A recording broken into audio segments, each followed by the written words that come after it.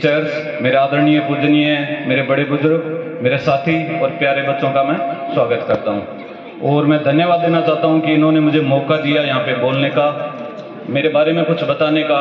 हो सकता है कि बहुत सारे मुझे नहीं जानते क्योंकि मैं यहाँ पे रहा हुआ नहीं हूँ। मैं मेरा परिचय देता हूँ पहले। मेरा नाम श्री चंद श्याग सन ऑफ भोमाराम श्याग है। मैं बाय प्रोफेशनल एक चार्टर्ड अकाउंटेंट हूँ, CA, और अभी as a finance manager Ranchi Coal India Limited में पोस्टेड हूँ। अब CA क्या काम करता है? CA का नाम सुना होगा, हो सकता है कि काम नहीं जानते हो CA क्या काम करता है। CA बेसिकली ऑडिट का काम करता है, टैक्सेशन का काम करता है। जो बड़ी बड़ी कंपनी होती है, हो सकता है हमारा स्कूल भी ऑडिट करवाता है, गौशाला ऑडिट करवाती है।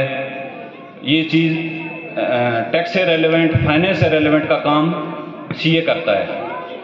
और मैं 2015 में CA बना और उसके बाद में 3 साल तक मैं दिल्ली में as a internal auditor head था चोलामंडलम फाइनेंस में। 2017 में मैंने coal India limited Ranchi join की और तब से लेके अभी तक मैं रांची में ही पोस्टेड हूँ। आज हमारे गांव में एक ट्रेजेडी भी होगी, उस वजह से शायद संख्या कम है। उसमें आधे भाई साथी सभी वहाँ गए हुए हैं।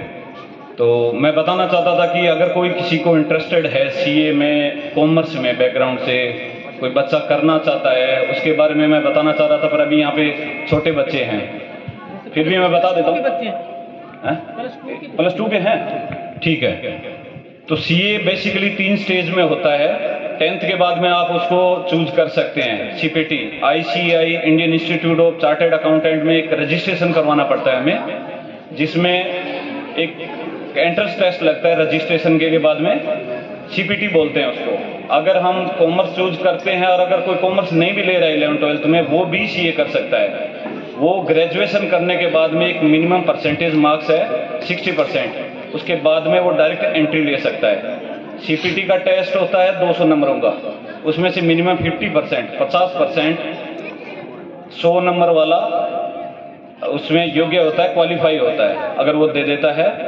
4 सब्जेक्ट होते हैं बेसिकली, लॉ, अकाउंट, स्टैटिक्स और इकोनॉमिक्स का।